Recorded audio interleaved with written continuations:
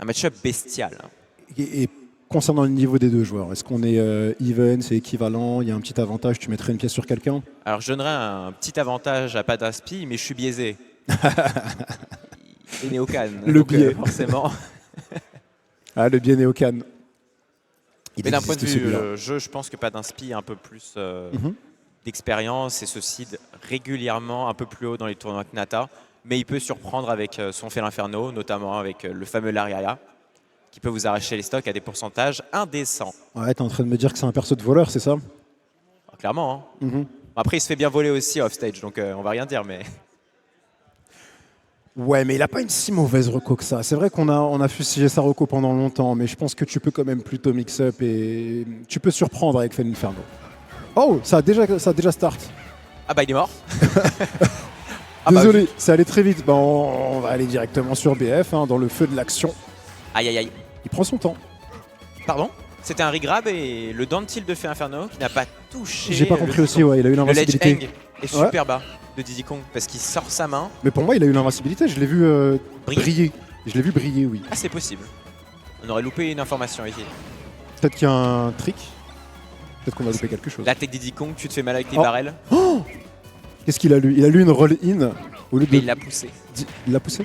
En fait, il a fait trip au bord du terrain. Oui. Puis il a légèrement poussé le Fait l'Inferno, ce qui l'a fait tomber de la plateforme malheureusement. Et après, effectivement, il a cherché à aller une roll-in. Mais il pensait pas faire tomber son adversaire ici. Bon, sur un Lariat, s'il est dans le bon sens, la stock de Diddy Kong, elle part instantanément. Peut-être qu'on n'aura pas besoin d'un Lariat. Non, là, un petit FT, petit back air, ça suffit. On avait un avantage côté Nata au début de la game. C'est très vite inversé quand même. Ouais. Oui, le Lariat peut tuer très tôt, effectivement. Quand tu es au bord du ledge, c'est un coup qui fait très mal, qui a pas mal de knockback. Il y a une très bonne prio en plus. T'as un petit problème aussi, c'est que Padinspi, c'est un joueur extrêmement bon quand il a besoin d'être sur la défensive. Et là, on le voit, depuis qu'il a pris la première stock, je crois qu'il n'a pas été touché. Ce qui veut dire que s'il arrive à prendre la stock, ce serait un 0 to death, théoriquement. Il est en train de capitaliser au max, tu veux dire. Alors, très joli ça. Je pense qu'on est un peu en attaque DK avec ce up smash, donc ça ne tuera pas. Il manquait légèrement de puissance, mais le back air, il va faire tout à fait l'affaire. On a très bien catch la recovery, même si on avait essayé de recovery instantanément du côté de Fen Inferno pour surprendre, pour revenir sur le terrain. Bah non, il l'a pas entendu de cette oreille-là, et donc on a récupéré la stock. Et là, on est à 3 stocks, 133%. On veut pas mourir, ça sera chose faite maintenant. Oui. J'en mets une couche, mais c'était vraiment un 0 to death à partir de 133%. Et là, maintenant, côté Nata, on a un vrai retard à rattraper. Et ça va être compliqué pour le joueur de Fait Inferno d'attraper ce cher Padinspi. Attention, shield break, ouais. Attention, parce que shield break à très bas pourcent avec un smash full charge, ça tue. Ouais. Par contre, il peut mash. À faible pourcent, tu mash, tu sors normalement du stun assez rapidement. Je pense que tu as le temps de mettre la full charge, tu penses? Full charge du smash en termes de puissance. Après, tu peux le garder plus longtemps. Mais il ne prendra pas plus de puissance en soi. Oh, le revenge, attention, ça peut surprendre. S'il touchait, c'était la mort. On peut juste temporiser les 15 secondes, jouer avec le grab. Et on l'a toujours. Il faut savoir que le command grab ne compte pas pour enlever... Intéressant. J'ai oublié le nom. La revenge, je crois. Ouais, la revenge. Et donc, effectivement, ça n'a pas enlevé ce buff. Là, il est parti à cause du temps. Ouais, mais alors, c'est 15 secondes, je crois. Quelque chose comme ça. Soit c'est un délai, soit c'est une masse de dégâts que tu vas prendre, soit c'est si tu te fais regrab. C'est ça. Les trois manières d'enlever encyclopédie. Le revenge de Fait Inferno. Et là, c'est la victoire pour Padinspi. Sans grande surprise, suite au début de game qu'il a fait, qui était vraiment explosif. Tout à son avantage. Avec 3 stocks, 133%, il a pu capitaliser. Et on finira sur un petit 2 stocks. Voyons voir la réaction de Nata. Alors, Nata impassible, un Nata qui est en train d'analyser son jeu, qui se dit mais comment je fais pour l'attraper, ce fichu Padinspi, pour lui mettre des bons petits coups de bras. Est-ce que tu connais son pool de personnages? Nata? Il n'y a que Fait Inferno? Voilà. T'as tout dit. Ça fonctionne aussi, pourquoi pas. Counter pick musique, peut-être. Non, je le vois avec ses écouteurs, malheureusement il a pas le son du jeu. Tu rigoles, mais ça joue parfois. Vraiment. Dans la concentration, dans l'intensité que tu mets. Tout dans le mental. C'est un shonen. Hein. J'ai dans le chat Nata joue Féline et MSF. MSF, ça m'a juste fait penser à Miss Fortune. Je sais pas à quoi d'autre. J'ai pas trouvé, chef. Ok. pour mes joueurs de League of Legends. Mais revenons à ce match, parce que là on est un peu plus serré sur cette première stock. Nata qui met beaucoup plus de pression, Nata qui trouve un bon ledge trapping. Il a eu raison 2 fois, une 3e fois peut-être, il y a une banane qui était sortie, on va revenir sur le terrain. Pas d'inspi qui récupère le contrôle du stage. Et on sort des bananes et des cacahuètes et on est pas mal au niveau des apéritifs. C'est exactement le même début de game que la game numéro 1. On voit exactement le même scénario où Nata met un très bon début de partie et d'un seul coup, dès qu'il commence à vouloir chercher des kills options, et ben on n'arrive plus à trouver pas d'inspi. Et même pour revenir à pas d'inspi, c'est pareil, hein. Empêche l'accès au ledge. Oh non, pas comme ça, il y avait le side B, il me semble. Il l'a fait. Il l'a fait, donc il n'en avait plus. Il pouvait peut-être dodge up et après up B. Possiblement, possiblement. Et là, il se faisait déjà repousser beaucoup de fois. Commençait peut-être à s'impatienter pour Nata. Et voilà, Panaspi qui juste joue avec toi, te circle camp tranquillement. Et les pourcents, ils s'accumulent. Il ne trouve pas les side B aussi. Ah oui. Miss Sword Fighter pour MSF. J'ai la ref.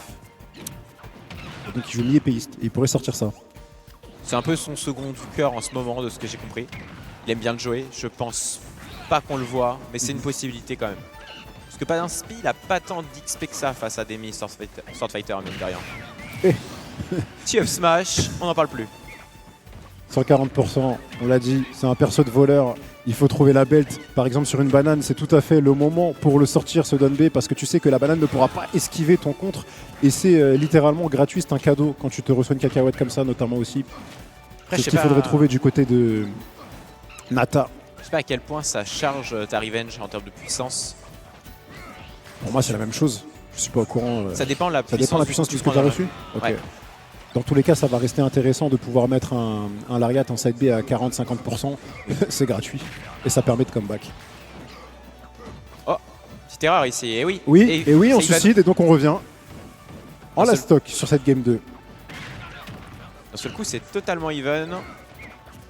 Nata peut le faire, il a la banane, il a tout intérêt à la garder un maximum. Bon, il la jette instantanément, il arrive à gratter 13% sur l'interaction. Oui. Il met des très bonnes conversions. J'aime beaucoup ce qu'il propose, pas d'inspi. Dès qu'il va l'envoyer, il va suivre d'un autre move. Voilà, il va réussir à avoir une lecture. Et c'est souvent entre 20 et 30% par interaction. Du coup, ouais, à 2, 3, 4 interactions, il met déjà son adversaire à kill %. Et là, il est vraiment très très bien. Il domine, on sent qu'il est à l'aise. Voilà, l'ambiguïté, le spacing est très bon, les options sont bien choisies. On a mix-up en plus ici avec la get-up attack pour continuer à surprendre. Oh, Dantil, back air. Compliqué pour Nata de revenir. En plus, tu as le ledge trap à suivre face à Diddy Kong. C'est vraiment pas une situation simple à jouer en tant que félin. Oh là là, c'est propre. On arrive à revenir. On a la rage peut-être de son côté. Attention. Attention à tout moment. Dangereux. À tout moment.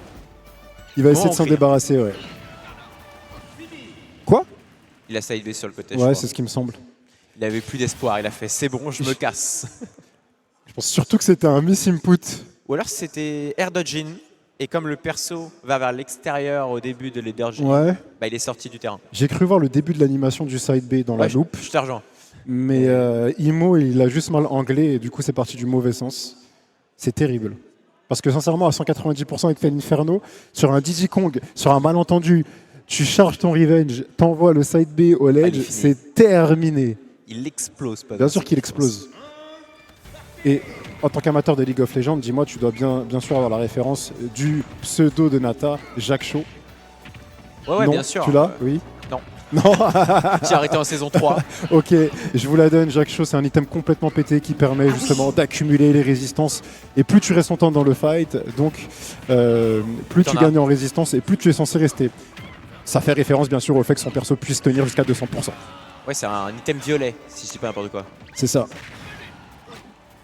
Et là, il va falloir qu'il soit rouge de rage s'il veut réussir à éjecter pas d'inspi. 62% déjà, moins d'un revenge, on n'est pas encore à kill %.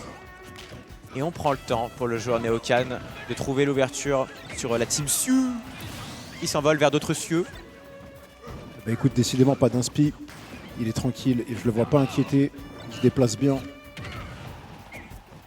On prend le temps de trouver les phases, on prend le temps de sortir les bananes, de les mettre au ledge alors que c'est l'échec, c'est l'échec, oui. C'est dommage. Également. Et ce qui est Il est hors du terrain, pas d'inspi. Il est en désavantage. Il trouve le temps de sortir sa banane pour la mettre au ledge et couvrir sa propre neutral get-up. Écoute, c'est un truc de genre de projectile, ça. T'as Diddy Kong qui fait ça, t'as Snake qui fait ça, t'as Link qui fait ça. Ah, vrai. Les APM. Là, c'est StarCraft. J'en perds mon Smash Bros. Non, c'est propre. J'aime beaucoup ce qu'il propose. Oh là là là. F-Smash nature, là, comme ça. Il a catch toutes les recos. Après, il faut dire qu'elles n'ont pas été forcément timées. Voilà, ça c'est bien. On arrête juste pour souligner que c'est ce qu'il fallait faire. 50%. Sur toutes les bananes et cacahuètes, il faudrait placer un revenge. Ouais, 53, c'est ça. Même si c'est qu'une banane, ça envoie 53%. Après, le problème, c'est que Diddy Kong, il t'envoie. Il attend que tu revenge. Et il y a un timing où il peut trouver le grab si tu es au sol lors de ton revenge. Tu es obligé d'être dans les airs si tu veux éviter d'avoir le grab qui suit. Je sais pas s'il attend le temps que ça. Il faudrait vraiment qu'il soit proche. Magnifique le spike qui est trouvé par Padanspi sur un 2 stock vraiment propre, net sans bavure, qui va venir s'imposer ici un 3-0. Mais il n'a pas été inquiété, ma foi. À la vôtre, je bois à la victoire du journée au Cannes. Hydratez-vous, même en hiver. Très important. On voit que tu tires